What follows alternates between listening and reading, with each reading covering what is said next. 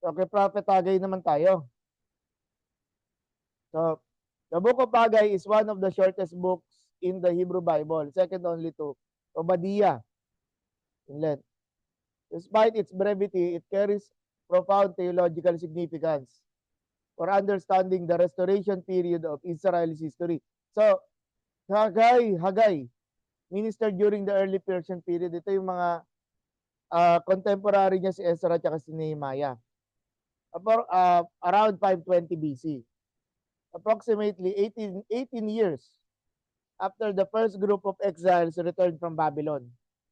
His prophetic ministry focused on encouraging the people to rebuild the temple in Jerusalem, which had remained unfinished due to discouragement and economic hardship. The historical setting of Haggai is crucial for understanding its message. Review tayo ng lesson. No? In 586 BC, Jerusalem was destroyed by the Babylonians. The temple was burned and many Judeans were taken into exile. The Davidic monarchy came to an end and the nation lost its political independence. These events created a profound theological crisis because many Israelites believed that God's promise to David in Jerusalem had been permanently invalidated. So, yung result ng exile at hindi nila asahan na pababalikin sila. No? Or rather, meron ilan sa kanila ay makakauwi sa Judah. When the Persians conquered Babylon, they allowed exiled people to return to their homelands. A small group of Judeans returned to Judah, now called Yehud, a tiny Persian province centered on Jerusalem. The territory was much smaller than the former kingdom of Judah and was governed by Persian-appointed officials rather than Davidic kings. Among the leaders were Zerubbabel, a descendant of David who served as governor, and Joshua the high priest. So kapangalan nito nung Joshua na successor ni Moses. Pero again, pangalan lang naman yon. He is the high priest during this time. Scholars generally divide the book into four major prophetic sections. First, the call to rebuild the temple. And then, the encouragement to continue building despite discouragement. Chapter 2. Second part, the purification and blessing of the community. And then the promise concerning Zerubbabel and the future Davidic kingdom. At pagbibigay alam, kung titingnan nyo yung genealogy ni Jesus sa Gospel of Matthew sa chapter 1, yung name ni Zerubbabel as included po doon. Let's look at the themes. The call to the central concern of Haggai is the rebuilding of the temple. The people argue that the time has not yet come to rebuild God's house. Meanwhile, they focus, di ba, hindi pa, ayon doon sa taong bayan, hindi pa raw ito yung panahon para ipatayo nila yung templo or muli nilang ipatayo ang templo. Pero ang totoo nun, yung mga tao sa Judah, they were focused on their own lives, no? Ayoko, pangit yung term na nagpapayaman, no? Kung hindi nila iniisip yung yung kapakanan ng temple.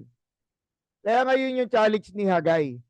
Haggai challenged this attitude by asking why they live in paneled houses while the temple remains in uses.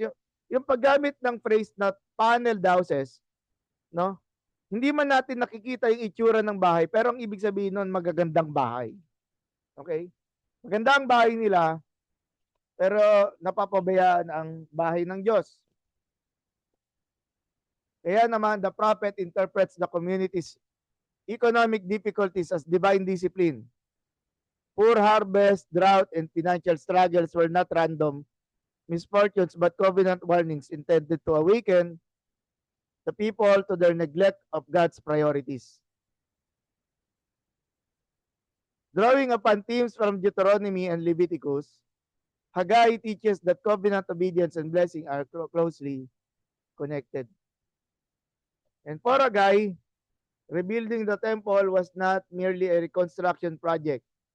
The temple symbolized God's presence among his people and represented the restoration of Israel's relationship with Yahweh. Without the temple, the restoration of the community would remain incomplete. Tumugon, one of the most remarkable features na pagkatapos mangaral ni Haggai is the people's positive response. Zerubbabel, Joshua, so nagtulong-tulong sila, nagbayanihan sila, no? Entire community obeyed the prophet's message and resumed work on the temple. The narrative emphasizes that all the people responded together, suggesting a unified community committed to renewal. This response contrasts sharply with earlier generations who ignored prophets such as Jeremiah. Haggai presents the restored community as learning from the mistakes of the past and choosing obedience rather than rebellion. The prophet assures that the people with one of Scripture's most comforting promises, I am with you. God's presence provides the motivation and strength necessary for the difficult work of restoration. And then, nung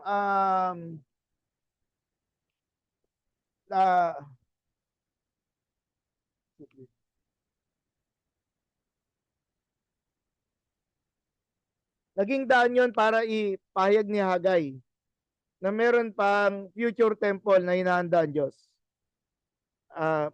The people were discouraged, no? Because yung bagong temple ay napakasimple lamang in compared dun sa temple ni Solomon. Haggai addressed this disappointment by encouraging the people to be strong and courageous.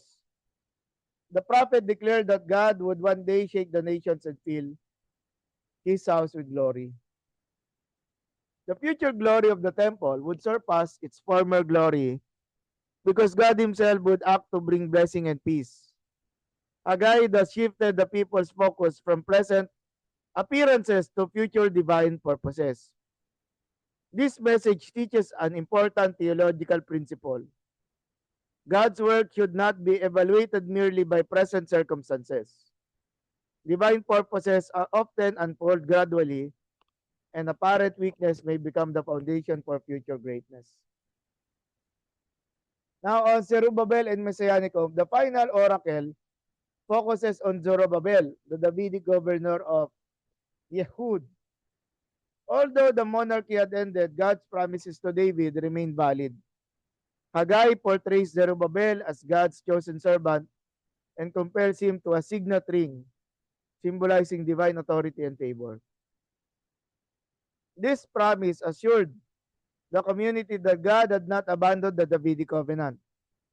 The future of God's kingdom remained secure despite present political limitations.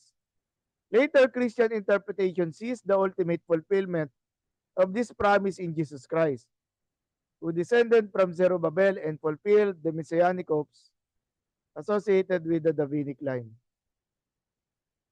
Theological message. God calls his people to prioritize his kingdom above personal comfort. Neglecting God's purposes leads to spiritual and communal decline. Second, God's covenant promises remain reliable even during times of crisis.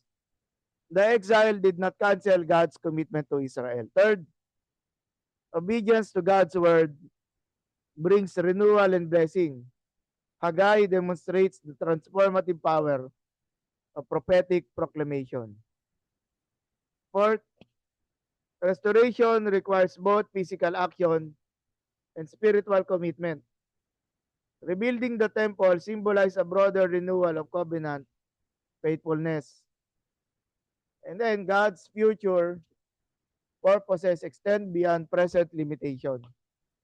The small and struggling community of Yehud was part of a larger divine plan that would ultimately culminate in the coming of the Messiah. So the book of Haggai stands as a powerful testimony of God's faithfulness during a period of uncertainty and disappointment. Through his prophetic ministry, Haggai encouraged the restored community to rebuild the temple, renew their covenant commitment, and trust in God's future promises.